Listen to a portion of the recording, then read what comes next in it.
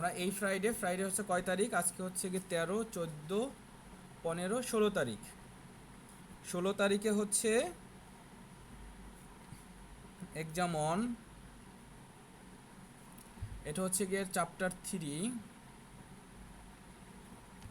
শঙ্করায়নের আগ পর্যন্ত, শঙ্করায়ন এর আগ পর্যন্ত। আচ্ছা আমি তো স্যার পাঠ কত থেকে কত পর্যন্ত ভালোভাবে তো বললে। হ্যাঁ আমি সেটাই করব, পার্টটা লিখে দিচ্ছি। আমাদের হচ্ছে গিয়ে পার্ট হচ্ছে গিয়ে 13 পর্যন্ত, পার্ট 1 থেকে 13। 16-র পরে হচ্ছে গিয়ে 17, 18, 19, 20, 21, 17, 18, 19, 20, 21, 22, 23। 23 সাইড 21, এক্সাম 2। এটাও একটা শুক্রবার, মানে পরের শুক্রবার। এটা হবে চ্যাপ্টার 3, শঙ্করায়ন হতে শেষ পর্যন্ত, মানে পার্ট 14 হতে শেষ পর্যন্ত।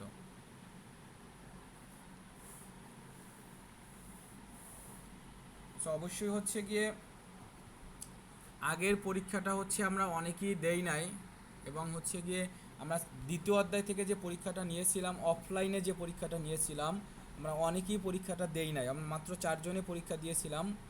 তো অবশ্যই হচ্ছে গিয়ে আশা করি এই পরীক্ষাটা সবাই দেওয়া হবে বা সবাই দিবে, ঠিক আছে? এটা অনলাইন হবে না অফলাইন হবে? এখন অফলাইনে কি নেওয়া সম্ভব বলো? অনলাইনে নিতে হবে। কিন্তু আমি আশা করি, আমি কিন্তু প্রায় একটা কথা বলতাম তোমাদের ক্লাসে, যে মানে অনলাইনে পরীক্ষা নিতে হয় বিদায় আমরা নেই। তোমরা কি করো আমরা সবাই জানি, তোমরা চুরি করো, ভিন্ন ভিন্ন, যাই হোক এটা আসলে নাই বলি। কিন্তু আমি আশা করি যে আসলে তোমরা অনেস্ট থাকবা, কম পারো, আমার কষ্ট লাগবে না। কিন্তু হচ্ছে গিয়ে আমরা কিন্তু বুঝতে পারি যে আসলে একটা স্টুডেন্ট কত পাওয়া উচিত, সে কত পেয়েছে। হ্যাঁ, ওটা দেখলেই কিন্তু অন্তত বোঝা যায়, বা হচ্ছে তুমি বই দেখে লিখেছো না নিজ থেকে লিখেছো, এটা কিন্তু দেখলেই বোঝা যায়। সো অবশ্যই আমরা বুঝতে পারি, আশা করি তোমরা বুঝবা যে আসলে এরকমটা করলে টিচাররা বুঝতে পারবেন।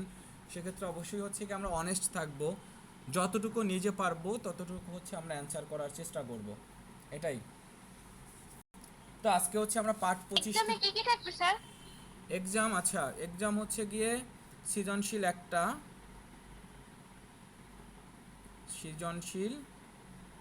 একটি, আর এক কথায়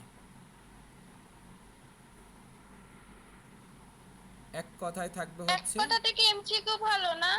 না এমসিকিউ ভালো না, কোনো অপশন থাকবে না। এখানেও সৃজনশীল একটা, এমসিকিউ ভালো। না সৃজনশীল একটি, এমসিকিউ আর এক কথার ভিতর কোনো তফাৎ থাকবে না, শুধু অপশনটা থাকবে না, এই হচ্ছে কথায়।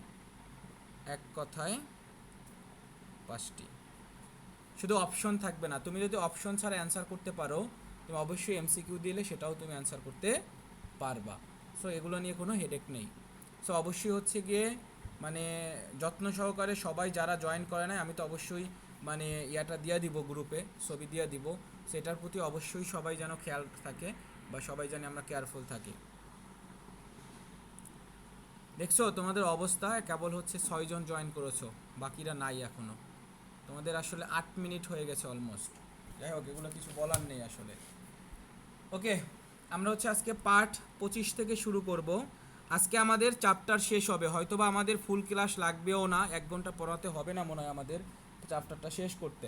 আমাদের আজকে হচ্ছে চ্যাপ্টারটা শেষ হবে, আর নেক্সট দিন আমরা হচ্ছে এই চ্যাপ্টারের সৃজনশীল নিয়ে একটু আলোচনা করব। এই আর হচ্ছে আজকে আমাদের চ্যাপ্টারটা শেষ হবে, সবাই একটু সিনসিয়ারলি খেয়াল করি আমরা। প্রথম হচ্ছে ভ্যান্ডার ওয়ালস আকর্ষণ বল। ভ্যান্ডার ওয়ালস আকর্ষণ বল। তো দেখো, ভ্যান্ডার ওয়ালস আকর্ষণ বলটা হচ্ছে, আমরা হচ্ছে কঠিন পদার্থের আন্তঃআণবিক আকর্ষণ শক্তিটা অনেক বেশি জানি, তেমনি তরল পদার্থের একটু কম, বায়বীয় পদার্থের একদমই কম আন্তঃআণবিক আকর্ষণ শক্তিটা। তো এইটা ছিল একটা তীব্র আকর্ষণ শক্তি, আন্তঃআণবিক আকর্ষণ শক্তিটা ছিল একটা তীব্র আকর্ষণ শক্তি। কিন্তু ভ্যান্ডার ওয়ালস আকর্ষণ বলটা হচ্ছে অমনই একটা আকর্ষণ, একটা পরমাণু আর একটা পরমাণুর ভিতর আকর্ষণ ঠিকই, বাট সেটা হচ্ছে একটা দুর্বল আকর্ষণ বল। ঠিক আছে, যে একে অপরের কাছে যে আসলে একটা অণুর সাথে আর একটা অণুর যে আকর্ষণ বা একটা পরমাণুর সাথে একটা পরমাণুর যে আকর্ষণ, সেই আকর্ষণটা হবে খুবই মৃদু, মানে অতটা তীব্রতা সম্পূর্ণ হবে না। তো এইটাকে আমরা বলবো ভ্যান ডার ওয়ালস আকর্ষণ বল। আমরা কি বুঝতে পেরেছি? এটা জাস্ট হচ্ছে নর্মালি একটু রিডিং দিলেই হবে ভ্যান ডার ওয়ালস আকর্ষণ বলটা কি। তারপর এখানে একটা বল আছে, লন্ডন বলের উৎস কি? লন্ডন বলের উৎস, তো এটা হচ্ছে ইম্পর্টেন্ট জিনিস। লন্ডন বল, লন্ডন বলটা হচ্ছে কি, দেখো লেখছে কি, যে কোনো অণু বা পরমাণুতে দ্রুত ঘূর্ণনরত ইলেকট্রন সমূহ বিস্তরণ যে কোনো মুহূর্তে সবসময় সমভাবে হতে পারে না। যেমন তুমি যখন এই ইলেকট্রনগুলো তো ঘূর্ণনরত থাকে, তো ইলেকট্রনগুলোর যে ঘূর্ণনরত অবস্থায় যেদের অবস্থান চেঞ্জটা সবসময় যে সমহারে পরিবর্তনটা হবে এমনটা না। কোনো কোনো সময় এই ইলেকট্রনের নিউক্লিয়াসের আকর্ষণ বলতে একটা কাজ করে, তাই না? তো এই আকর্ষণ বলের হেলফেরের কারণে মানে কোথাও ইলেকট্রন মেঘের ঘনত্বটা বেশি হয়ে যায়। তাই এই ইলেকট্রন মেঘের আংশিক বিকৃতি ঘটে তাতে, হ্যাঁ, ইলেকট্রন মেঘের কখনো ঘনত্বটা বেড়ে যায়, কখনো কমে যায়। এই বেড়ে যাওয়া কমে যাওয়ার কারণে এখানে বলা হয়েছে ইলেকট্রন মেঘের আংশিক বিকৃতি ঘটে, এবং যে স্থানে আংশিক মানে যে স্থানে তোমার বিকৃতিটা ঘটবে সেখানে আংশিক ঋণাত্মক চার্জের সৃষ্টি হয়। তাহলে এক প্রান্তে যদি আংশিক ঋণাত্মক চার্জের সৃষ্টি হয়, ঠিক তার অপোজিটে ধনাত্মক চার্জের সৃষ্টি হবে। তো এভাবেই একটা অংশে ধনাত্মক একটা অংশে ঋণাত্মক চার্জ সৃষ্টি হয়। এভাবে ধনাত্মক ঋণাত্মক চার্জ সৃষ্টির মাধ্যমেই হচ্ছে আমাদের লন্ডন বলটার সৃষ্টি হয়। আমরা কি বুঝতে পারছি? স্যার আরেকবার একটু বলেন। আচ্ছা, এটা হচ্ছে আমাদের দেখা যাচ্ছে নর্মালি একটা নিউক্লিয়াসকে কেন্দ্র করে চারদিকে ইলেকট্রনগুলো ঘুরতে থাকে, তাই না? তো এই যে ইলেকট্রনের ঘূর্ণনটা যে সবসময় সমান হবে এমনটা না, কারণ ইলেকট্রনটা কেন্দ্রের প্রতি কিছুটা আকর্ষণ বল কাজ করে, কারণ কেন্দ্রে নিউক্লিয়াস রয়েছে। তো এই জন্য দেখা যাচ্ছে যে এদের বিকৃতি ঘটে, ইলেকট্রন মেঘের সৃষ্টি হয়, কোথাও হচ্ছে ঘনত্বটা বেড়ে যায়, কখনো ঘনত্বটা কমে যায়।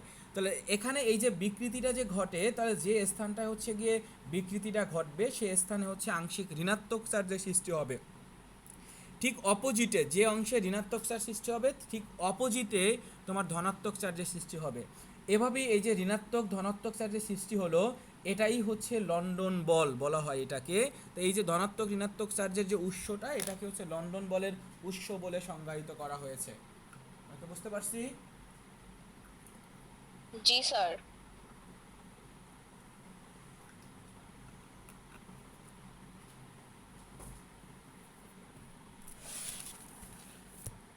ওকে, আমরা আগের দিন সন্নিবেশ সমযোজী বন্ধন পড়েছিলাম, আজকে তেমনই আরেকটা বন্ধন পড়ব, হাইড্রোজেন বন্ধন। হাইড্রোজেন বন্ধনটা হচ্ছে কি, দেখো হাইড্রোজেন যেমন আমাদের হচ্ছে গিয়ে সন্নিবেশ সমযোজী বন্ধনের যেমন তিনটা কন্ডিশন ছিল, তেমনি হাইড্রোজেন বন্ধনেরও হচ্ছে আমাদের তিনটা কন্ডিশন আছে। তো হাইড্রোজেন বন্ধনের তিনটা কন্ডিশন হচ্ছে,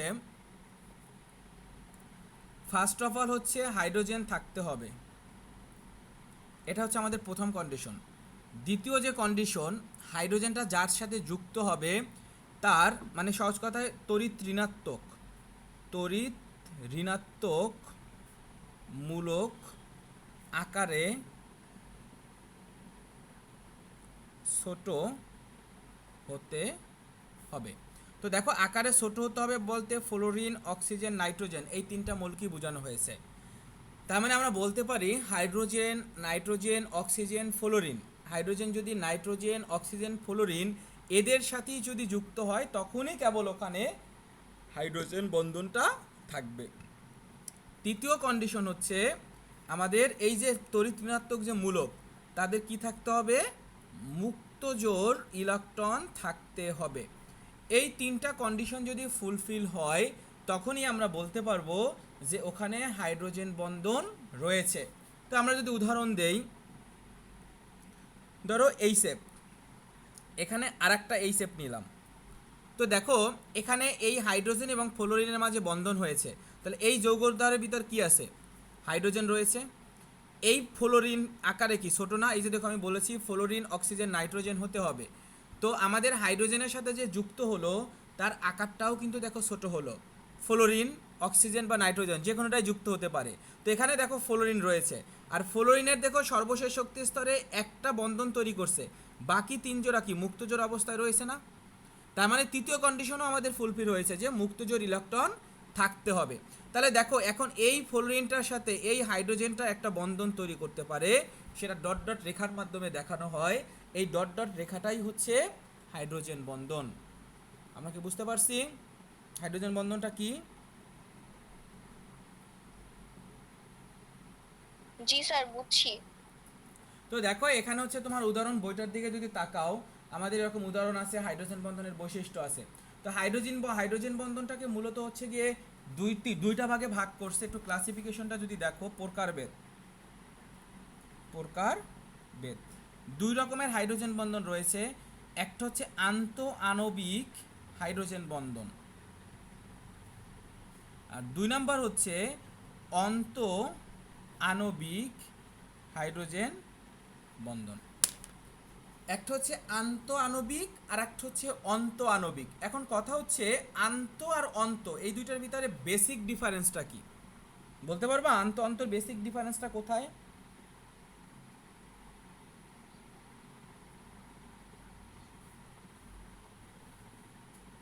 পারবা না কেউ বলতে? স্যার, অন্ত হচ্ছে একটা যৌগের মধ্যে বন্ধন, আর আন্ত মনে হয় দুইটা। হ্যাঁ, দুইটাই, কিন্তু হচ্ছে দুইটা আবার একই রকম। দেখো আন্তটা হচ্ছে গিয়ে ধরো তোমার কলেজ আর হচ্ছে বিএম কলেজ, মহিলা কলেজের একাদশ শ্রেণী ভার্সেস বিএম কলেজের একাদশ শ্রেণীর একটা মারামারির প্রতিযোগিতা হবে, ঠিক আছে? এখন কারা জিতবে তাতে, মহিলা কলেজ না হচ্ছে বিএম কলেজ? কারা জিতবে বলো? কেউ স্যার, জিতবে না। ওটা তো পর্যবেক্ষণ করে দেখা লাগবে। একটা শক্তি নাই, মানসিক শক্তি নাই, মানসিক শক্তি দিয়ে বলতে পারো না যে জিতবে না হারবা? সুমাইয়া থাকলে বলতে পারতো, সুমাইয়ারে মিস করা হচ্ছে এখানে, তাই না? সুমাইয়া এক কথায় বলে দিত কি মহিলা কলেজ। স্যার, আমরা ভালো মেয়ে, আমরা মারামারি করি না। ও আচ্ছা আচ্ছা, তাহলে সুমাইয়া খারাপ মেয়ে? তুমি কিন্তু ইন্টারভিউতে এইটাই বুঝাইলা, সুমাইয়া কিন্তু শুনবে, আমি রেকর্ড করে রেখেছি এই কথা। স্যার, আমি কিন্তু এটা বলি নাই। তুমি কিন্তু ইনডাইরেক্টলি সুমাইয়াকে তাই বলেছো। যাই হোক, এটা মজা ছিল। এখন দেখো, আন্তঃআণবিক বলতে হচ্ছে তোমার কলেজ এবং হচ্ছে অন্য কলেজের একাদশ শ্রেণী ভার্সেস একাদশ শ্রেণী। মনে করো একটা ব্যাডমিন্টন প্রতিযোগিতা করলাম, তো এইটা হচ্ছে আন্তঃক্রিয়া ব্যাডমিন্টন প্রতিযোগিতা আমরা বলতে পারি। আর অন্ত বলতে বোঝানো হয় ধরো তোমার মহিলা কলেজের একাদশ শ্রেণী ভার্সেস দ্বাদশ শ্রেণী ব্যাডমিন্টন টুর্নামেন্ট, সেটাকে তুমি বলতে পারো অন্তঃক্রিয়া ব্যাডমিন্টন টুর্নামেন্ট। আমি কি বুঝাতে পারছি? তো এখানেও হাইড্রোজেন বন্ধনটার ক্ষেত্রে আসলে কেমন হবে, আমরা যদি এর উদাহরণটা দেই, যদি আমরা পানি লিখি, এই পানির গাঠনিক সংকেত এটা লিখলাম, সেমভাবে আবার পানির গাঠনিক সংকেত লিখি, এই পানি, আবার হচ্ছে পানি লিখি, এই পানি। এখন খেয়াল করো, এই অক্সিজেনের মাঝে এই হাইড্রোজেনের একটা হাইড্রোজেন বন্ধন হওয়া সম্ভব, এই অক্সিজেনের সাথে এই হাইড্রোজেনের কি একটা হাইড্রোজেন বন্ধন হওয়া সম্ভব? তাহলে দেখো এখানে এটা একটা পানি নিচ্ছ তুমি, এটা আর একটা পানি নিচ্ছ, পানির ভিতরে একই রকম একের অধিক যৌগ নিয়ে তাদের মাঝে যে বন্ধনটা হবে, যে হাইড্রোজেন বন্ধনটা হবে, সেটাকে আমরা বলবো আন্তঃআণবিক হাইড্রোজেন বন্ধন। তো এখানে দেখো আমাদের হাইড্রোজেন বন্ধনের কন্ডিশনও কিন্তু ফুলফিল হয়েছে। হাইড্রোজেন থাকতে হবে, আমাদের ঋণাত্মক মূলক হিসাবে যে যুক্ত হবে অক্সিজেন, নাইট্রোজেন, ফ্লোরিন, সেগুলোও এখানে আছে।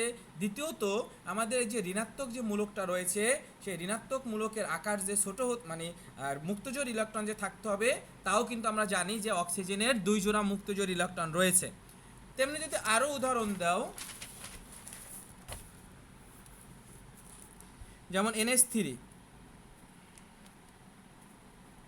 এই NH3, আর একটা তুমি ধরো হচ্ছে গিয়ে NH3 আঁকো,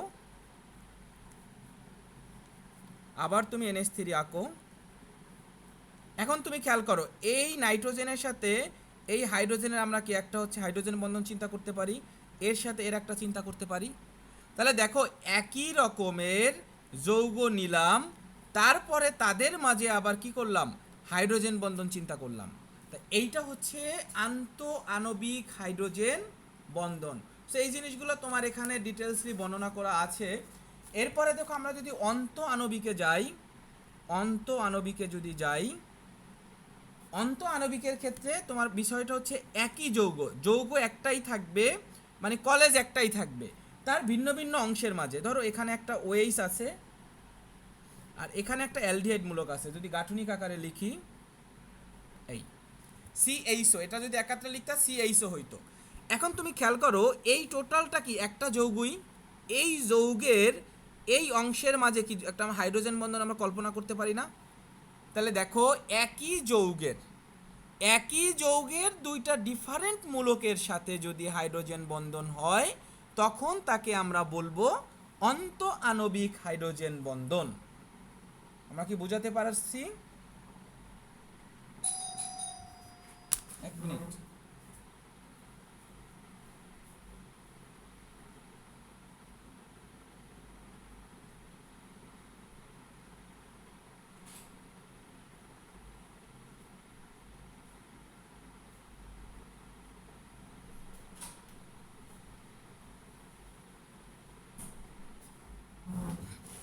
বলো তোমরা বুঝছো কিনা, অন্ত আণবিকটা বুঝছো কিনা?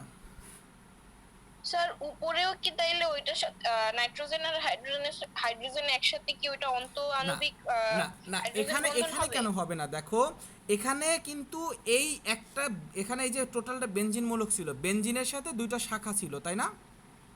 এখানে জি, কিন্তু স্যার। এই হাইড্রোজেন একটাকে কি তুমি শাখা ধরতে পারবে? এটা তো এই নাইট্রোজেনের সাথে যুক্ত হয়েছে ডিরেক্টলি, তাই না? বলো, বুঝছো বিষয়টা? জি, এই স্যার। জন্য এর সাথে এর তো একটা বন্ড তৈরি হয়েছে অটোমেটিক।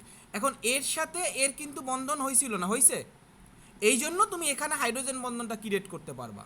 তুমি নর্মালি যখন এখানে চিন্তা করতেছো এই যে ওএইচ আর এটা কি সিএইচও, তো এই অংশটার সাথে এই অংশটার কোনো বন্ধন আছে? নেই কিন্তু। তখন স্যার। এদের মাঝে হাইড্রোজেন বন্ধনটা তুমি চিন্তা করতে পারো। বাট এখানে নাইট্রোজেনের সাথে দেখো হাইড্রোজেনটা কি বন্ধন তৈরি করা আছে, তাই না? বুঝছো বিষয়টা, বুঝছো? জি স্যার, বুঝছি।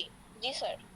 তা আমরা হাইড্রোজেন বন্ধনটা কি বোঝাতে পেরেছি? হাইড্রোজেন বন্ধনটা কিভাবে হয়, একটা যৌগে হাইড্রোজেন বন্ধনটা কিভাবে হয়, হাইড্রোজেন বন্ধনের ক্লাসিফিকেশন মানে, এবং হচ্ছে গিয়ে সেই ক্লাসিফিকেশনটা আমরা কোন টাইপের কোনটা হবে সেটা কিভাবে বুঝবো, আমরা ক্লিয়ার হয়েছি? জি স্যার। ওকে, ঠিক আছে। তো এখন দেখো আমরা হচ্ছে কোশ্চেন পড়বো, 2-3টা কোশ্চেন আছে যে হাইড্রোজেন বন্ধন অনুসারে এই জিনিসগুলো এক্সপ্লেন করতে হয়। যেমন তোমাকে যদি বলা হয় C2H5OH আর একটা বলা হলো CH3OCH3, এই দুইটা যৌগের আণবিক ভর একই, তুমি যদি এর আণবিক ভর বের করো তাহলে হয় কি দেখো 12 গুণ হচ্ছে 2 1 ইন্টু 6 প্লাস হচ্ছে 16, তাহলে এখানে কত হয় 24 প্লাস হচ্ছে 6 প্লাস হচ্ছে 16, তাহলে এখানেও 46 হয়। এখানেও যদি তুমি কাউন্ট করো কার্বন আছে 2টা, 12 গুণ 2, হাইড্রোজেন আছে 6টা, অক্সিজেন আছে 1টা, তাহলে এর কাউন্ট করলে 46 হয়। তো এদের আণবিক ভর একই হওয়া সত্ত্বেও ইথানলের, এইটা হচ্ছে আমাদের ইথানল আর এটা হচ্ছে আমাদের ডাইমিথাইল ইথার। তো তোমার কোশ্চেনটা হচ্ছে এই যৌগ দুটার আণবিক ভর একই হওয়া সত্ত্বেও ইথানলের স্ফুটনাঙ্কটা হচ্ছে এই ডাইমিথাইল ইথারের তুলনায় বেশি, সেটা কেন সেটা তোমাকে এক্সপ্লেন করতে বলা হয়েছে। রিজন হিসাবে দেখো আমাদের এই যে ইথানলের জন্য যদি গাঠনিক সংকেত আঁকো, দেখো C2H5 তারপর হচ্ছে কি OH, তাই না? এরপরে দেখো আমরা যদি গাঠনিকটা আরো সুন্দর করে আঁকি, বইতে যেভাবে এঁকেছে C2H5 এখানে H দিলাম, তারপর হচ্ছে কি আবার হচ্ছে কি এখানে একটা H দিলাম ও C2H5, এর মাঝে কি আমরা হাইড্রোজেন বন্ধন চিন্তা করতে পারি না? দেখো এখানে হচ্ছে হাইড্রোজেন বন্ধনটা ক্রিয়েট হয়, তাই না? এখানে হাইড্রোজেন বন্ধনটা তৈরি করা যাচ্ছে, এই হাইড্রোজেনটার সাথে এই হচ্ছে কি ইথানলের আমরা কিন্তু হাইড্রোজেন বন্ধন চিন্তা করতে পারি। কিন্তু ডাইমিথাইল ইথারের ক্ষেত্রে যে জিনিসটা হয় দেখো, অক্সিজেনটা এখানে হাইড্রোজেন ঠিকই আছে কিন্তু হাইড্রোজেনটা দেখো অক্সিজেনের সাথে কি যুক্ত আছে, তুমি এর জন্য যদি গাঠনিক তৈরি করো তাহলে অ্যাকচুয়ালি হয় কি আমাদের হচ্ছে গিয়ে দেখো অক্সিজেনের সাথে যে যুক্ত আছে সে কিন্তু কার্বন, এই অক্সিজেনের সাথে যে যুক্ত আছে সে কার্বন। তাহলে এখানে কি হাইড্রোজেন বন্ধন আছে? এখানে কিন্তু হাইড্রোজেন বন্ধন নেই, বাট এখানে কিন্তু হাইড্রোজেন বন্ধন রয়েছে। তো একটা যৌগে যদি হাইড্রোজেন বন্ধন থাকে সেই যৌগটার স্ফুটনাঙ্ক না শুধু গলনাঙ্কও বেশি হবে। তাহলে যে যৌগর হচ্ছে হাইড্রোজেন বন্ধন থাকবে সেই যৌগের গলনাঙ্ক স্ফুটনাঙ্ক বেশি থাকবে। তো এখানে দেখো আমাদের হচ্ছে গিয়ে যে যৌগটা আছে একটা হচ্ছে ইথানল আর একটা হচ্ছে ডাইমিথাইল ইথার। তো এই দুটো যৌগের ভিতরে ইথানলের হচ্ছে আমাদের হাইড্রোজেন বন্ধন রয়েছে। যেহেতু ইথানলের হাইড্রোজেন বন্ধন রয়েছে সুতরাং আমরা বলতে পারবো যে ইথানলে হচ্ছে স্ফুটনাঙ্কটা ডাইমিথাইল ইথানলের হাইড্রোজেন বন্ধন নেই, সেই ডাইমিথাইল ইথানলের তুলনায় ইথানলের গলনাঙ্ক স্ফুটনাঙ্ক দুইটাই বেশি হবে। আমরা কি বুঝতে পারছি? জি স্যার। তারপর দেখো পরবর্তী 2 নম্বর যে কোশ্চেনটা, 2 নম্বর কোশ্চেনটা একটা হচ্ছে ফসফিন PH3 আর একটা হচ্ছে NH3। তো দেখো এই যৌগটার ভিতর কি হাইড্রোজেন বন্ধন আছে? হাইড্রোজেন বন্ধন নেই। দেখো হাইড্রোজেন ঠিকই আছে।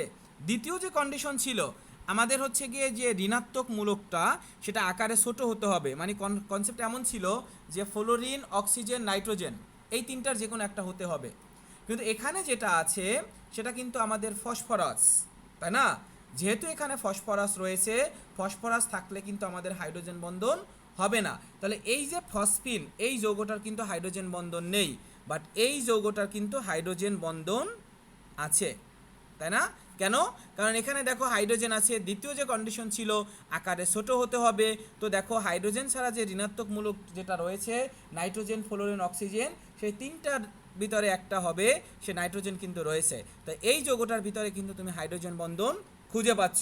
যেহেতু হাইড্রোজেন বন্ধন এই যৌগটার ভিতর রয়েছে তাহলে আমরা বলতে পারি এখানে হাইড্রোজেন বন্ধন আছে। তাহলে আমরা জানি যে যৌগটার হাইড্রোজেন বন্ধন থাকবে তার গলনাঙ্ক স্ফুটনাঙ্ক দুইটাই বেশি হবে। তাহলে আমরা বলতে পারবো NH3 কি স্ফুটনাঙ্কটা ফসফিন অপেক্ষা কি বেশি হবে।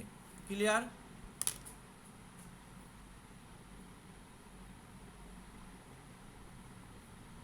বুঝছো তোমরা?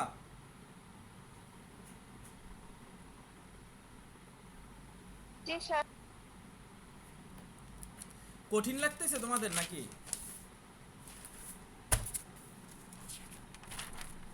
কথা বললো, তোমাদের কি কঠিন লাগতেছে কনসেপ্টগুলো? না স্যার। ওকে। স্যার মোটামুটি। কেন কঠিন লাগবে কেন? তো জাস্ট হাইড্রোজেন বন্ধন আছে না নেই এই জিনিসটা তোমার আইডেন্টিফাই করাটা হচ্ছে ইস্যু। তো আমরা দেখো প্রথম যে তিনটা কন্ডিশন বলেছি সেই তিনটা কন্ডিশন তোমার আইডেন্টিফাই করতে হবে যে মানে হাইড্রোজেন বন্ধনটা রয়েছে কিনা। ফার্স্ট অফ অল হাইড্রোজেন আছে কিনা সেটা তোমার দেখতে হবে। হাইড্রোজেন থাকলে তারপর হচ্ছে দেখতে হবে যে তড়িৎ ঋণাত্মক মূলক হিসাবে যে আছে সেটা হচ্ছে কে, সেটা আকারে ছোটো কিনা, মানে আকারে তুমি একদম ফিক্সড করে নাও যে তড়িৎ ঋণাত্মক মূলক হিসাবে আমাদের থাকবে নাইট্রোজেন, না হয় অক্সিজেন, না হয় ফ্লোরিন। এই তিনটার ভিতরে কোনোটা আছে কিনা, যদি থাকে গুড, তাহলে ওর মাঝে হাইড্রোজেন বন্ধন হতে পারবে। আর তৃতীয়ত ওই তিনটা থাকলে তার ভিতর ওই তিনটার ভিতরে মুক্তজোড় ইলেকট্রনও রয়েছে। তার মানে একদম সহজ হিসাব, হাইড্রোজেন থাকবে এবং ওই হাইড্রোজেনটা যুক্ত হবে কার সাথে, হয় ফ্লোরিন, না হয় অক্সিজেন, না হয় নাইট্রোজেন। বুঝছি ক্লিয়ারলি?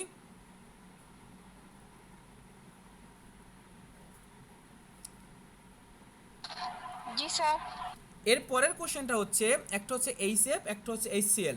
তোমাকে বলছে যে জলীয় দ্রবণে HF অপেক্ষা HCl তীব্র, এটা অপেক্ষা এটা হচ্ছে তীব্রতর অ্যাসিড, এটা তোমাকে আইডেন্টিফাই করতে বলা হয়েছে। হ্যাঁ, তো দেখো এখানে আমাদের HF যদি চিন্তা করো, HF-এ হচ্ছে কি আমাদের হাইড্রোজেন বন্ধন রয়েছে। কেন? ওই যে তিনটা কন্ডিশন দেখো, হাইড্রোজেন থাকতে হবে, আছে। তড়িৎ ঋণাত্মক মূলক হিসাবে যে থাকবে সেটা হচ্ছে গিয়ে ফ্লোরিন, অক্সিজেন, নাইট্রোজেন, এই তিনটার যে কোনোটা থাকতে হবে। তো সেই তিনটারই একটা আছে, তাহলে আমরা বলতে পারি এখানে হাইড্রোজেন বন্ধন আছে। বাট এখানে আমরা কিন্তু বলতে পারি না যে হাইড্রোজেন বন্ধন রয়েছে, কারণ এখানে যে ঋণাত্মক মূলক আছে সেটা হচ্ছে ক্লোরিন, সুতরাং ওর কিন্তু হাইড্রোজেন বন্ধন নেই, হাইড্রোজেন বন্ধন নেই।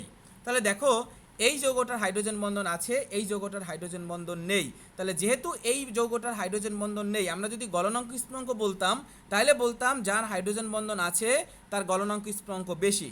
কিন্তু তোমার তীব্রতার দিক থেকে যদি বিবেচনা করো সেক্ষেত্রে হবে যার হচ্ছে গিয়ে হাইড্রোজেন বন্ধন আছে তার তীব্রতা কম। আমি এখানে লিখে দিচ্ছি ক্লিয়ারলি, হাইড্রোজেন বন্ধন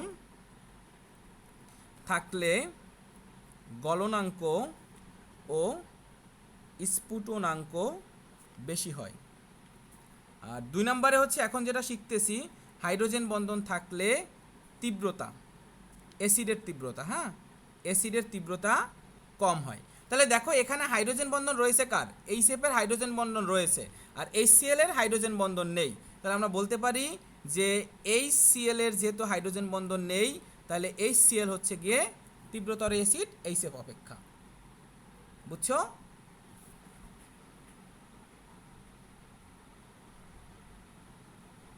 জি স্যার। এর পরের কোশ্চেনটা দেখো, এর পরের কোশ্চেনটা বলছে যে হ্যালোজেন অ্যাসিড সমূহের মধ্যে, হ্যালোজেন অ্যাসিড সমূহ বলতে বোঝানো হয়েছে কি HF, HCl, HBr এবং H আয়োডাইড। এই যে হ্যালোজেন অ্যাসিডগুলো রয়েছে এদের ভিতরে HF এর গলনাঙ্ক স্ফুটনাঙ্ক সব থেকে বেশি। কারণ কি, এই যে দেখো কি বলছি, হাইড্রোজেন বন্ধন থাকলে গলনাঙ্ক স্ফুটনাঙ্ক বেশি হয়। তো দেখো এখানে শুধুমাত্র এই যৌগটার হাইড্রোজেন বন্ধন আছে, হাইড্রোজেন বন্ধন আছে, আর এই যে তিনটার একটারও হাইড্রোজেন বন্ধন নেই। কেন নেই? কারণ ঋণাত্মক মূলক হিসাবে আমাদের থাকতে হবে কার, থাকতে হবে অক্সিজেন, ফ্লোরিন এবং হচ্ছে নাইট্রোজেন, বাট এখানে আছে কি ক্লোরিন, ব্রোমিন, আয়োডিন। সো একে তুমি ঋণাত্মক মূলক বানাতে পারো, কিন্তু এগুলো আকারে বড়, আকারে ছোট নয়। আমাদের কনসেপ্টটা ছিল আকারে ছোট হতে হবে। সুতরাং এই যৌগগুলোর ভিতরে হাইড্রোজেন বন্ধন নেই। আর আমরা জানি যে যৌগটার হাইড্রোজেন বন্ধন রয়েছে সেই যৌগটা অবশ্যই হচ্ছে গলনাঙ্ক স্ফুটনাঙ্ক বেশি হবে। তাহলে অবশ্যই হচ্ছে কি আমাদের HF এর হচ্ছে গলনাঙ্ক বেশি, গলনাঙ্ক ও স্ফুটনাঙ্ক কেমন হবে, বেশি হবে। বুঝছি কথা?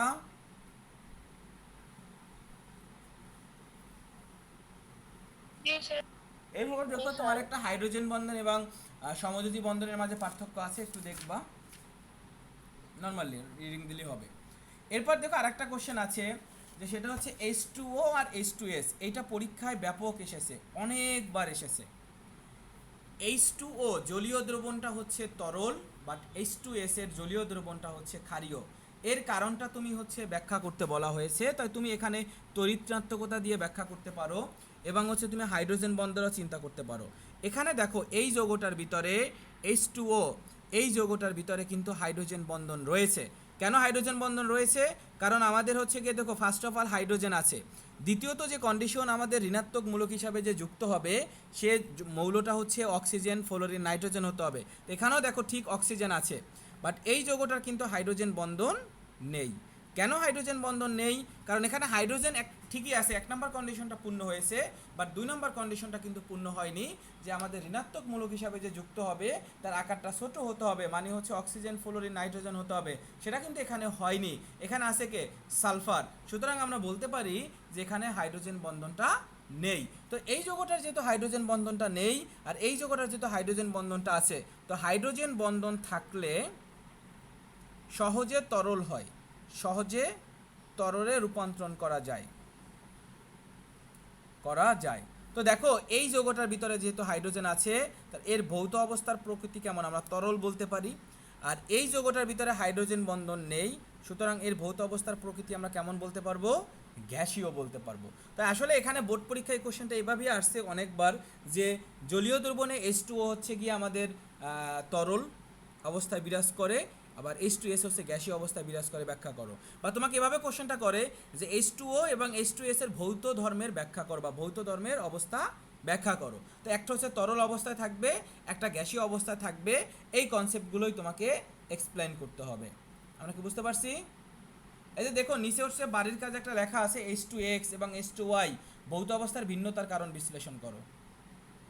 তোমার যদি বাড়ির কাজে দেখো, বাড়ির কাজের হচ্ছে মানে বি নাম্বার কোশ্চেনটা যদি তুমি দেখো তাহলে বুঝতে পারবা এই লেভেলের কোশ্চেন হচ্ছে বোর্ড পরীক্ষায় আসে। বুঝতে পারছো তোমরা? জি স্যার। এই কোশ্চেনটা কিন্তু খুবই ইম্পর্টেন্ট, বোর্ড পরীক্ষায় অনেকবার এসেছে। এরপর যেটা পড়বা সেটা হচ্ছে হাইড্রোজেন বন্ধনের গুরুত্ব। বন্ধনের এটা আসলে মানে 4-5টা পয়েন্ট দেওয়া আছে। ফার্স্ট অফ অল পয়েন্টগুলো মুখস্থ করবা। পানি, তারপর বরফ। নর্মালি যদি তুমি বরফ চিন্তা করো, বরফের সংকেতটা কিন্তু H2ON লেখা হয়। তা এই এন মানে কি, এন সংখ্যক থাকবে, এই জন্যই কিন্তু বরফে হাইড্রোজেন বন্ধন থাকে, হাইড্রোজেন বন্ধন থাকে। কারণ এখানে এই যে H2O আছে না, এটা হচ্ছে ঘুরিয়ে হচ্ছে একটা যৌগ তৈরি করা হয়, HOH, আবার হচ্ছে কি এখানে HOH, এভাবে ঘুরিয়ে একটা হচ্ছে গিয়ে পানির এটা লেখা হয়, যেখানে দেখো যে বরফের কেলাস, এটাকে কেলাস পানি বলা হয়। তো এখানে দেখো আমাদের এই যে ডট ডট রেখা দ্বারা কি আমরা হাইড্রোজেন বন্ধনটাকে আমরা ক্লিয়ার করতেছি। তো এভাবে হচ্ছে পানির বরফের ক্লাসে কিন্তু আমাদের হাইড্রোজেন বন্ধন রয়েছে। তারপর সেলুলোজ আছে, এগুলো রিডিং দিবা তাহলে বুঝবা। ডিএনএ তৈরিতে, প্রোটিন তৈরিতে, হ্যাঁ, পানির দ্রবণীয়তা, পরিধেয় বস্ত্রের দৃঢ়তা প্রদানে হচ্ছে আমরা হাইড্রোজেন বন্ধনটা আসলে ব্যবহার করে থাকি। সেগুলো আসলে রিডিং দিলেই বুঝতে পারবা। এরপরে যে জিনিসগুলো আছে একটু মুখস্থ টাইপের জিনিস, সো আমি বুঝিয়ে দিব আসলে কিভাবে পড়তে হবে, কিন্তু ম্যাক্সিমাম কাজটা কিন্তু তোমাদেরই হবে বা তোমাদেরই পড়তে হবে। তো সেক্ষেত্রে অবশ্যই হচ্ছে এর পরের অংশটা হচ্ছে একটু তোমাদের জন্য কষ্টকর হবে, কিন্তু তাও তোমার আয়ত্ত করতে হবে, আয়ত্ত না করার কোনো সুযোগ নেই। তো অবশ্যই হচ্ছে এখানে দেখো অজৈব যৌগের নামকরণ বলছে। তো আমি হচ্ছে এখন একটু বই থেকে দেখাবো। অজৈব যৌগের নামকরণে আমাদের দেখো যে জিনিসগুলো লাগবে, আমরা এসএসসিতে কিছু যৌগমূলকের সংকেত পড়েছিলাম, যেমন অ্যামোনিয়াম কি NH4+। তারপর এটা এসএসসিতে পড়ে আসছো, ফসফোনিয়াম এটাও এসএসসিতে পড়ে আসছো, PH4+। তারপর হাইড্রোনিয়াম হচ্ছে কি H3O+। তারপর কার্বনের দেখো CO3 2-। অক্সালেটটা এসএসসিতে পাওনি, এখন পেয়েছো। অক্সালেট হচ্ছে C2O4 2-। নাইট্রাইট হচ্ছে NO3 2-। তারপর পারম্যাঙ্গানেট এসএসসিতে পাও নাই, MnO4-। হাইড্রোজেন সালফাইড এসএসসিতে পাও নাই, সালফাইড এটা এসএসসিতে পেয়েছো। সো এরকম কিছু হচ্ছে যৌগমূলকের সংকেত আছে। তো এই যৌগমূলকের সংকেতগুলো হচ্ছে গিয়ে তোমার আয়ত্ত করতে হবে। তো এগুলো আমাদের হচ্ছে মূলত নামকরণে লাগবে। তারপর আর হচ্ছে কি আমাদের এখানে দেখো 4টা অ্যাসিডের সংকেত আছে। প্রথমত দেখো আমাদের এই যে বাম পাশে আছে মানে অংশটা, ক্যাটায়ন অংশটা। তো এইটা আসলে পরীক্ষার হলে তুমি প্রচণ্ড লেভেলের কনফিউজড হয়ে যাবা। দেখো chloric acid, chlorous acid, hypochlorous acid, perchloric acid, 4টা জিনিসই কিন্তু কাছাকাছি। দেখো এখানে যখন হচ্ছে গিয়ে হাইপোক্লোরাস অ্যাসিড চিন্তা করবা তখন HClO বা HOCl, যখন হচ্ছে গিয়ে তুমি ক্লোরাস চিন্তা করবা তখন HClO2, যখন ক্লোরিক চিন্তা করবা তখন হচ্ছে HClO3, যখন পারক্লোরিক অ্যাসিড চিন্তা করবা তখন HClO4। মানে প্রত্যেকটাই দেখো একটা একটা করে আমাদের কি বৃদ্ধি পাচ্ছে, অক্সিজেন বৃদ্ধি পাচ্ছে। একটু সিকোয়েন্সলি যদি মনে রাখো, প্রথমত হাইপোক্লোরাস, তারপর ক্লোরাস, তারপর ক্লোরিক, তারপর পারক্লোরিক, তাহলে যৌগটা তোমার মনে রাখাটা তোমার জন্য সহজ হবে। এখানে দেখো বাইনারি যৌগ নামে একটা যৌগর সংজ্ঞা দিয়েছে। বাইনারি যৌগ হচ্ছে দুটি ভিন্ন মৌল দ্বারা গঠিত যৌগকে হচ্ছে বাইনারি যৌগ বলে। মানে হচ্ছে গিয়ে তুমি যদি সোডিয়াম ক্লোরাইড চিন্তা করো, সোডিয়াম ক্লোরাইড একে যদি ভাঙো, একটা সোডিয়াম একটা ক্লোরিন পাও না, তাহলে দেখো দুইটা ভিন্ন মৌল নিয়ে এই যৌগটা তৈরি হয়েছে, তাই না? তো দেখো দুইটা ভিন্ন মৌল নিয়ে গঠিত যৌগটা কি হচ্ছে আমরা বাইনারি যৌগ বলে থাকবো। বুঝতে পারছি? স্যার, বলো। হাইড্রোজেন বন্ধনের গুরুত্বে প্রোটিনের একটা চিত্র